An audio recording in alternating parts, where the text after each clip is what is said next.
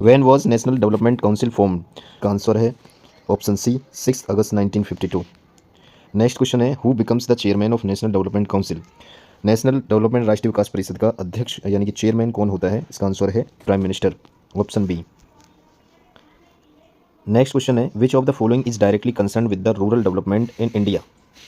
इसका आंसर है नाबार्ड। ग्रामीण बैंकों से या ग्रामीण विकास के लिए जो नीचे संस्थान दे रखी है उसमें नाबार्ड संस्था जो है ग्रामीण बैंकों से रिलेटेड होती है। और नेक्स्ट है which state has a higher infant mortality rate than that of the poorest region of African countries such as African countries? इसका आंसर है ओडिशा। इस क्वेश्चन में कहा है कि हायर इन्फेंट मोर्टेलिटी रेट जो है वो सबसे जो गरीब देश हैं अफ्रीकन कंट्रीज़ जो है उसके कंपैरिजन कराया है हमारे स्टेट से, ठीक है। तो हमारे स्टेट वो है ओडिशा।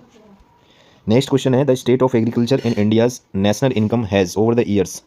इंडिया की नेशनल इनकम में एग्रीकल्चर का जो शेयर है वो बीते वर्षों में क्या स्थिति रही है? तो इंक्रीज़ हुआ है, डिक्रीज़ हुआ है? तो इसका आंसर है दोस्तों डिक्रीज़ हुआ है। नेक्स्ट क्वेश्चन है in comparison to the rate of the production the rate of the employment in the tertiary sector has? Tertiary sector में जो है प्रोडक्शन के कंपैरिजन में जो एम्प्लॉयमेंट है रेट है वो इंक्रीज़ हुआ है कि रिमेन द सेम या नॉट इंक्रीज्ड?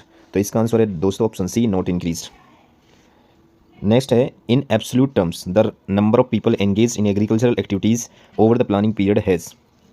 इसका आंसर है increased. Which of the statements below are true? कौन सा इनमें से ट्रू है? Yes service sector employs around 34% of India's working population. इसका जो ऑप्शन है ऑप्शन डी यानी कि ओनली सेकंड ऑप्शन ठीक है। इसका base rate is the rate below which no bank can allow their lending to anyone who setups this base rate for banks? कौन सा बैंक ऐसा है जो डिसाइड करता है कि भाई बैंक जो बेस रेट होगी उससे कम में किसी को उधार नहीं देगा? तो ये डिसाइड करता है यानी कि जो बेस रेट फॉर बैंक्स के लिए तो वो रिजर्व बैंक ऑफ इंडिया है करता है, ठीक है। इसका आंसर हो जाएगा option D reserve bank of India. Next question है convertibility of the rupee implies that? तो रुपी को कन्वर्टिबिलिटी करना इसका ऑप्शन है दोस्तों कि there is an option C there is an easy conversion of rupee to other major currencies and vice versa. Next question है a debt trap means not able to rupee credit amount? इसका option first ठीक है। तो इसका debt trap का मतलब यही है कि अगर कोई किसी ने लोन लिया या मतलब उधार लिया और वो पे नहीं कर पाया तो not able to repay credit amount. Next question है debt trap occurs due to? किस कारण होता है?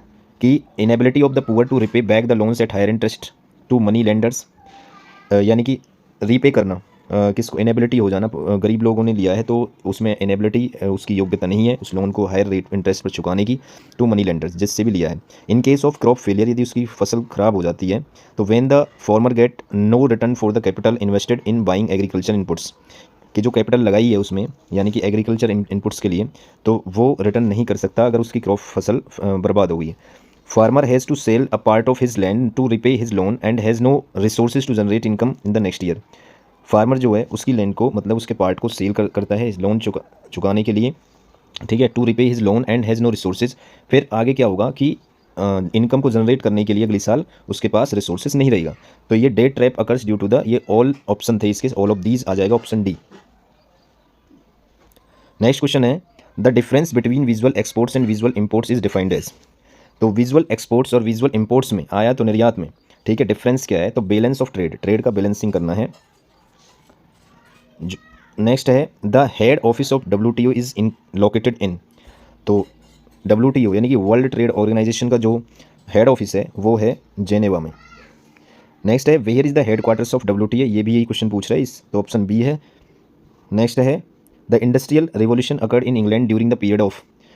तो इंग्लैंड में जो इंडस्ट्रियल रिवॉल्यूशन आई थी वो कौन सा पीरियड था? तो इसमें 1760 से 1820 तक, ऑप्शन ए।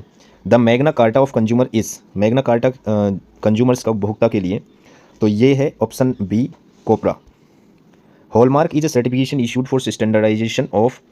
अब इसका ऑप्शन है दोस्तों ऑप्शन बी ज्वेलरी, ठीक है, कोई भी हॉलमार्क दिया जाता है अगर कोई ज्वेलरी लेता है किसी सुनार से तो उसमें हॉलमार्क लगा के देता है। Consumer movement in India has lead to formation of various organisation locally known as?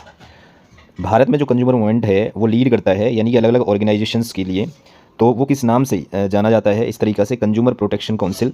Option A जो है इसका करेक्ट हो जाएगा। लास्ट क्वेश्चन है दोस्तों, in 1985 what was done by the United Nations to ensure protection of consumers.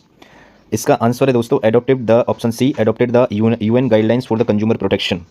1985 में United Nations के द्वारा कंज्यूमर्स के प्रोटेक्शन के लिए इंश्योर किया गया था कि यूएन ने गाइडलाइंस बनाई कंज्यूमर प्रोटेक्शन के लिए।